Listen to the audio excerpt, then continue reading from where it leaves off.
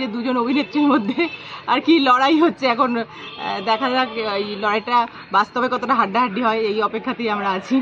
অভিনেত্রীদের মধ্যে একটা আন্ডারস্ট্যান্ডিং ছিল, এখন কি একটা হবে, মিসআন্ডারস্ট্যান্ডিং হবে না কি হবে তখন ওরাই বলতে পারবে। দুই অভিনেত্রীর লড়াই আমরা এদিকে সাধারণত পর্দাতেই দেখেছি। পর্দাতে দেখা আর একটা বাস্তবে এসে কাজ করা দুটোই আলাদা ধরনের। লোকাল 18 বাংলায় আপনাদের সবাইকে স্বাগত। এবং সামনেই লোকসভা নির্বাচনকে পাখির চোখ করে ইতিমধ্যেই সমস্ত রাজনৈতিক দল তারা নেমে পড়েছেন তাদের প্রচারে। এবং হুগলি লোকসভা কেন্দ্র এই বছরের একবারে মানে হট টপিক বলা চলে, কারণ পুরো লাইমলাইট তা রয়েছে এই লোকসভার ওপরেই।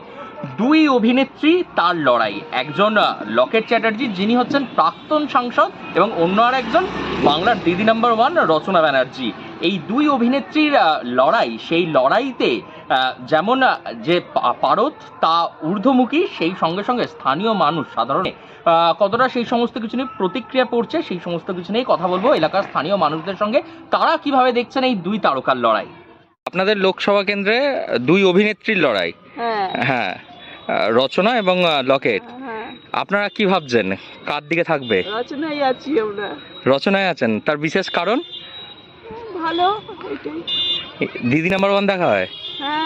হ্যাঁ, প্রতিদিন? প্রতিদিন দেখা হয় না, আচ্ছা, দেখা হয়, রোজই দেখি মোটামুটি। তো দুই অভিনেত্রীর মধ্যে আপনার ভোট কোন দিকে থাকবে? এবার কি বলবো, ভোটটা আমাদের একজনের উপরে থাকে। কাকে বেশি পছন্দ? রচনাকে। রচনা। এই যে হুগলি লোকসভাতে তো দুই অভিনেত্রীর লড়াই, কিভাবে দেখছেন বিষয়টা? বিষয়টা দেখছি যে আগে যে ছিল দাঁড়িয়ে লকেট বাবু, সে তো আমাদের দিকে টিকেও মারালো না, সে কোথায় অন্য জায়গায় গিয়ে বসছিল। এখন তো এসেছে এখানে আবার ভোট লড়তে, তার সাথে আবার রচনা ঢুকেছে, দুজনে মিলে এখন ফাইটিং হবে। কি হবে এখন বলা মুশকিল, বুঝলেন? আর এই ভোটের উত্তাপ, মানে রাজনীতির উত্তাপ, সেটা সিনেমার মধ্যে, মানে সিনেমার টলি পর্দার নায়িকাদের নিয়ে, এটাকে কিভাবে দেখছেন? ওই তো এখন কি বলবো, কিছু বলার নেই, যা করছে করুক।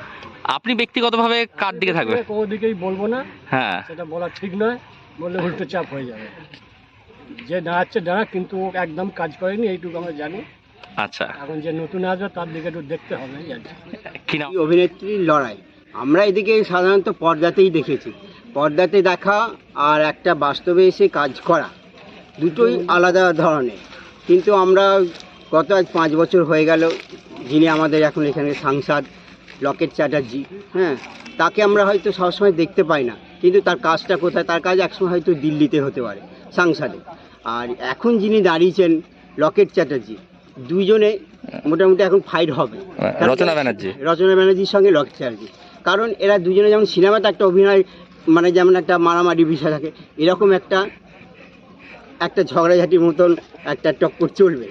কিন্তু ভোটের রেজাল্ট জনগণ কিভাবে নেবে সেটা তো জনগণের ব্যাপার, আমি তো সেটা বলতে পারবো না।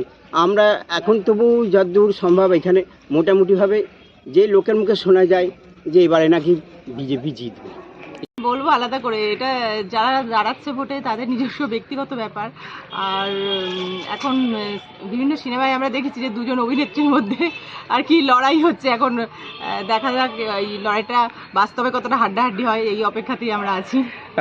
তবে আপনার, মানে যদি বলা হয় যে আপনার ভোট, সেটা কোন দিকে যাবে, লকেটের দিকে না রচনার দিকে? সেটা তো এখন সময় সাপেক্ষ, এক্ষুনি তো অন ক্যামেরায় বলতে পারছি না। কাকে বেশি পছন্দ করেন দুই অভিনেত্রীর মধ্যে? অভিনেত্রী বলতে দুজনেই ভালো, যেহেতু রচনা ব্যানার্জির আর কি দিদি নাম্বার 1, এই তিনি যেহেতু এখনো অভিনয় লাইনে এখনো আছেন আর কি, তো সেই জন্য রচনা ব্যানার্জিকেই অভিনয়ের ক্ষেত্রে ওনাকেই বেশি পছন্দ। এখন রাজনৈতিক ক্ষেত্রে কে কতটা কাজ করে দেখা যাক সেই হিসেবে। লকেট চ্যাটার্জি, তিনি তো 5 বছরের প্রাক্তন সাংসদ ছিলেন। হ্যাঁ, উনিও ভালোই, এখন কাজও উনি ভালোই করছেন। এখন দেখা যাক কি হয়, এই বিষয়ে আমি একদম বলতে চাই না যে ওনাকেই ভোট দেবো, কাকে ভোট দেবো। তবে ভোটের ময়দানে এই রাজনৈতিক লড়াইয়ে এই সিনেমার লড়াইটা কি থাকবে, কি মনে হয়? সিনেমার লড়াই আর মানে বাস্তব আর সিনেমা, এই দুটো তো অনেকটাই ডিফারেন্ট আর কি। তো এখন দেখা যাক কি হয়। কি নাম আপনার? আগামী লোকসভা নির্বাচনে একেবারে হুগলি রাজ্য রাজনীতির তরজায় চলে এসছে দুই মহিলা অভিনেত্রীর ভোটে দাঁড়ানো নিয়ে কিভাবে দেখছেন? আপনারা তো স্থানীয় বাসিন্দা। স্থানীয় বলতে গেলে এইসব ব্যাপারে যারা দীর্ঘদিন ধরে কাজ করে তারা হওয়াটাই ভালো। ওই দিদি নম্বর 1 করলাম বা আমি একটা কিছু স্টার হয়ে গেলাম, গিয়ে আমি এত লোকের ভোট নিয়ে লোককে সেবা দেবো, দ্যাট ইজ নট পসিবল। হ্যাঁ, ওই জন্য আমরা জানি শিক্ষা জগতের যারা একটু ওপরে আছে বা পলিটিক্যাল ব্যাপারগুলো যারা ভালো বোঝে টোঝে তারাই যদি এটা করে সেটাই হচ্ছে ভালো। সে দেখতে পাচ্ছি না, দ্যাট ইজ নট কারেক্ট। আপনাদের লোকসভা নির্বাচনে এবারে হুগলি থেকে তো দুই অভিনেত্রীর লড়াই হচ্ছে, কিভাবে দেখছেন বিষয়টা? ভালোই লাগছে। অভিনেত্রীদের মধ্যে একটা আন্ডারস্ট্যান্ডিং ছিল, এখন কি একটা হবে, মিসআন্ডারস্ট্যান্ডিং হবে না কি হবে তখন ওরাই বলতে পারবে। কিভাবে মানে এই যে একদিকে দিদি নাম্বার 1, অন্যদিকে লকেট চ্যাটার্জি, তিনি আপনাদের 5 বছরের অলরেডি সাংসদ ছিলেন, তো আপনি কার দিকে থাকবেন? আমি তো এখন আমাদের মধ্যে দিদি, তাই আমি আমার কথা দিদির জন্য দিদির কাছে থাকবো। দিদির কাছে থাকবেন। আর দিদি নাম্বার 1 কি এফেক্ট ফেলবে ভোটে, কি মনে হয়? খেলতেও পারি। স্বপন সাহার নির্দেশনায় বাংলা সিনেমা 2004-এর যার নাম ছিল ত্যাগ, সেই সিনেমার ক্লিপিংস এখন সোশ্যাল মিডিয়ায় ভাইরাল হওয়ার বিশেষ কারণও রয়েছে, কারণ এই হুগলি লোকসভা কেন্দ্রে সেখানে দুই তারকা প্রার্থীর লড়াই, এবং সেই দুই তারকা প্রার্থী একজন লকেট চ্যাটার্জি, তিনি দাঁড়িয়েছেন বিজেপির হয়ে, যিনি ছিলেন প্রাক্তন সাংসদ, এবং অন্যদিকে তৃণমূলের হয়ে দাঁড়িয়েছেন রচনা ব্যানার্জি, যিনি কিনা বাংলার দিদি নাম্বার 1। এবং এই হুগলি জেলায় এখন দিদি নাম্বার 1 কে হয় তাই নিয়েই কিন্তু এখন তরজা রয়েছে মানুষের মুখে মুখে।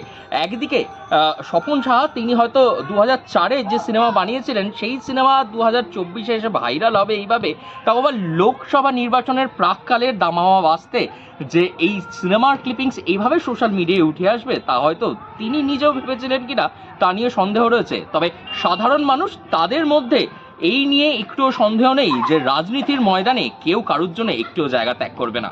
হুগলি থেকে রাহি হালদার, লোকাল 18 বাংলা।